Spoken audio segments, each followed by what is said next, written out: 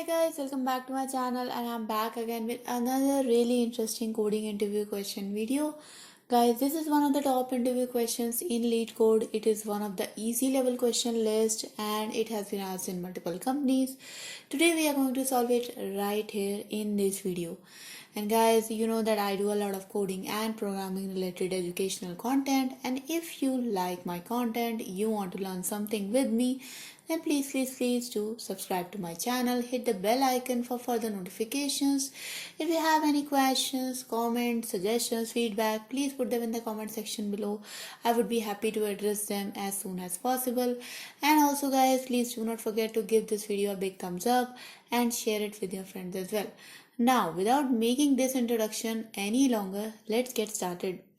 So let's first read the problem statement, guys. The problem statement here is that it's called as first bad version, first of all.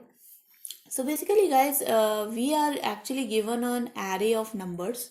So let's suppose we have a software and created n versions of that software. So we have like an array of 1 to n, and this array is actually n versions of a software, and probably one of the version of that software is not a good version, so it's not working good, it is a bad version, and all the versions which were developed over that version, so let's suppose if second version was a bad version, it was not working, and all the other following versions which were made over it also are bad versions. Okay, so our job here is to use this function, this inbuilt function which they have is called as isBadVersion, and just pass the number here, the number of the version here, and this function will actually gives us true or false. So if it is true, that means that that version was bad.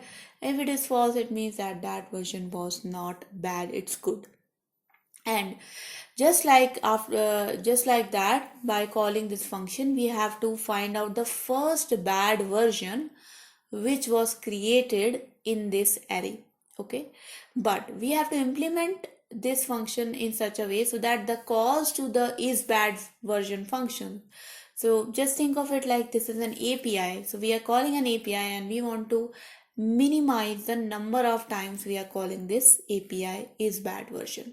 Okay, so as you can see, guys, we have an example here. Suppose n is 5 and my bad version was the version number 4. Then, if I call isBadVersion 3, I will get a result false. If I call isBadVersion 5, I will get a return result true. And isBadVersion 4 will also give me true because 4 was the first bad version and all the versions following after it were also bad.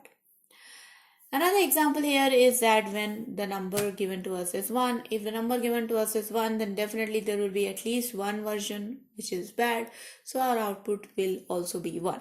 So basically, guys, here we have to keep into mind that the index of the versions is starting from 1. So generally in array, we start from 0, but these versions are starting from 1. And also the thing to be noted is that the value of n here, that means the number of versions, the length of the array could be from 1 to 2 to the power 31 minus 1, which is quite a long number.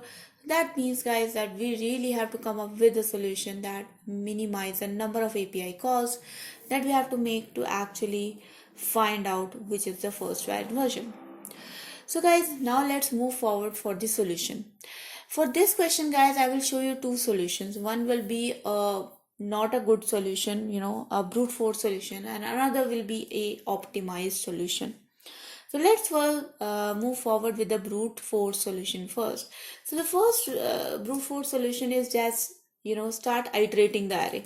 So I will do from I equals to 1, so I less than equals to n, I plus plus, and just check if is bad version.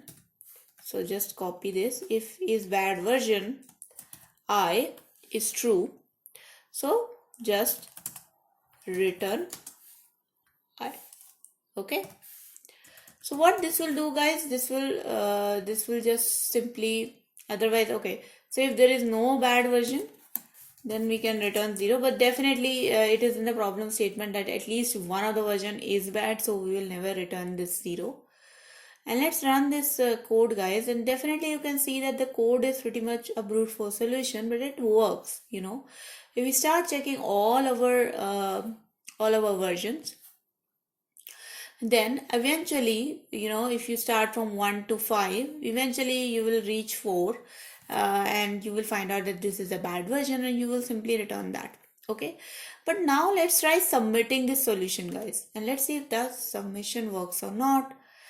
And it is taking a little bit of time, and if you know, you can see that time limit is exceeded. So why the time limit was exceeded, guys? Just look at the number here.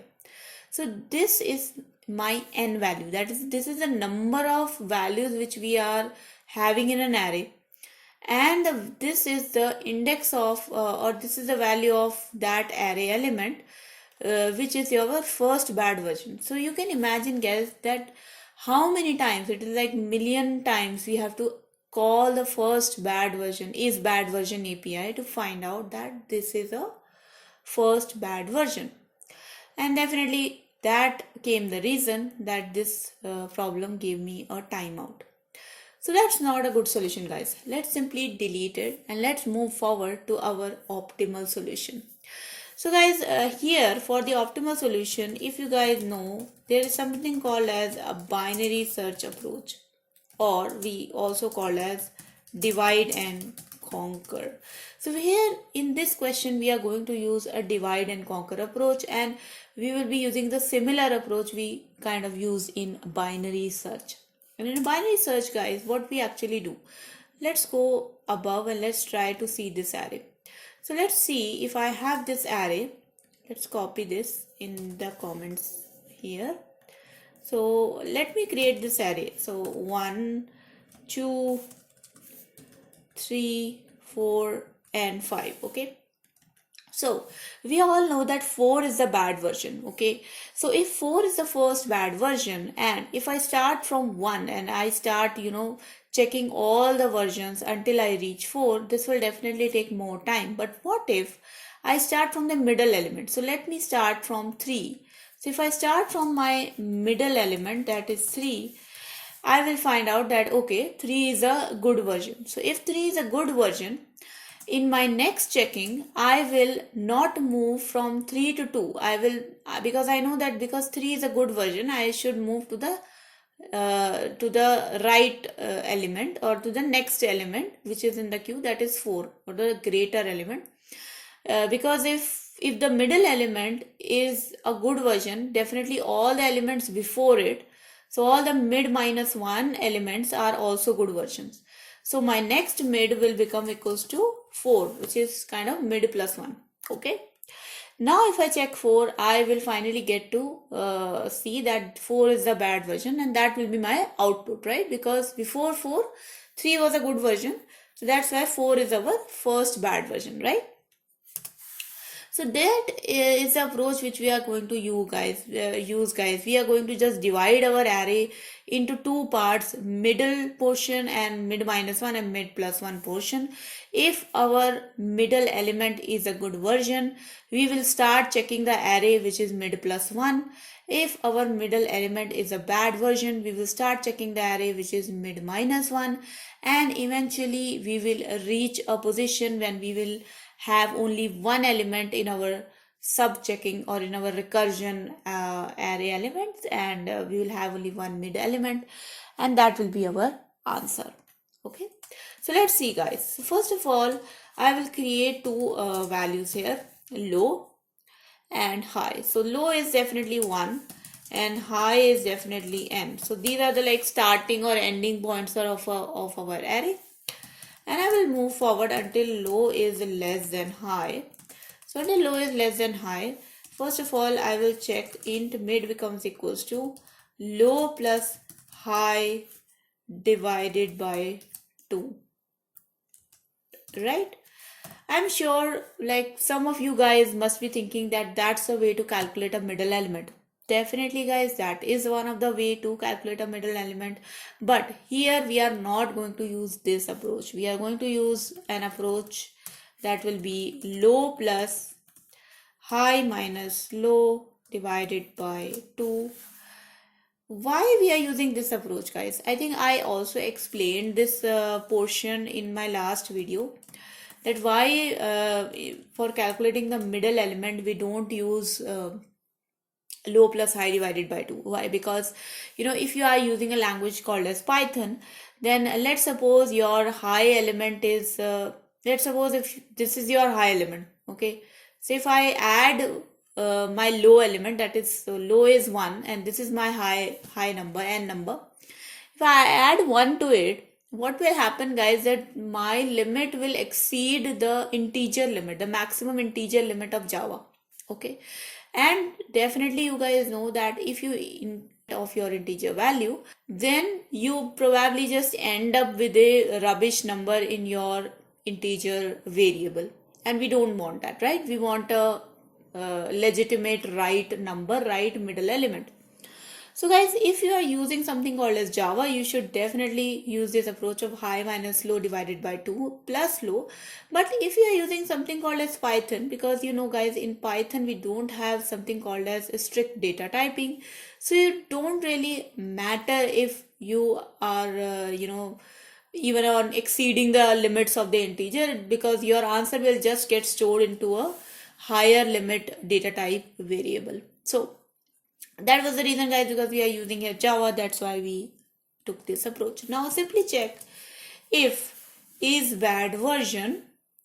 We are just going to check if middle element is the bad version, right? So if, guys, middle element is the bad version, then what we will do? We will simply check our higher value to our middle element, because now we only have to check the array from low to mid minus 1, or mid, okay, low to mid. We only have to check until this array. But if middle element is not a bad version, then we have to check this array, okay, the mid plus 1 array. So in that case, your low will become equals to mid plus 1, okay. And guys, finally, when this while loop will be completed, eventually your low element and your high element will be same. So you can just return low, or you can also return high, both. So both this and this will be same, okay. You can return any of the element here, and both of them will be having the same value, and both of them will be actually the first bad version of your question. So let's run this code, guys, and let's see if this actually works or not. So it definitely works on my answer, but so did the previous one. But can it actually pass the submission? Let's see, guys. And yes, as you can see, guys, as expected, this solution is accepted, because we are using the divide and conquer approach. We are not checking all the elements. We are kind of reducing our time complexity a lot here. So that's why, guys, this solution is acceptable. And that was a video, guys. I hope you guys enjoyed this video. You learned something from it. And thank you so much for watching, everyone. I post here videos every day from Monday to Friday. And if you guys want to get notifications of my video, then please do subscribe to my channel and hit the bell icon. Again, I request you guys to post your comments in the comment section below, in which you can write anything you want to say about me or my content. And thank you so much for watching, guys. Do give this video a big thumbs up and share it with your friends as well. And I'll meet you next time. Thank you so much. Bye bye.